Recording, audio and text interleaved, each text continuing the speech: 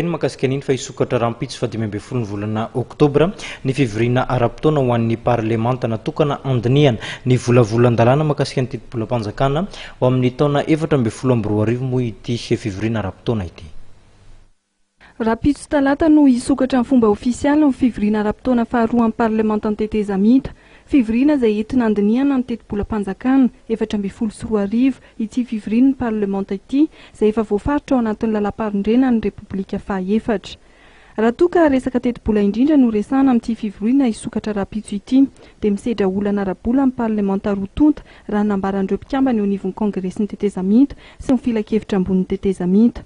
Araka nambaran'izy ireo dia mbola misy ireo ampaham-bola sy ny kojakoja maro samihafa natao hiasan'izy ireo ny mbola tsy voalohatra amin'izao.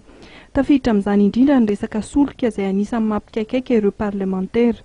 Raha nambaran'izy ireo dia matetika tara foana ny fanomezana ny anjara solika tokony ho azy ireo.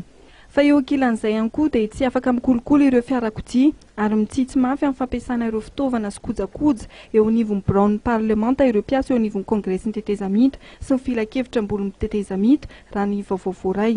Araka ny nambaran'ny tompon'andraikitra ambony iray kosa dia voalaza fa miantona noho ny fanapahan'ny teti-bolam-panjakana hatramin'ny 720 isan-jato ny anton'izao olana ara-bola misy eo anivon'ny parlemanta ny tetezamita izao.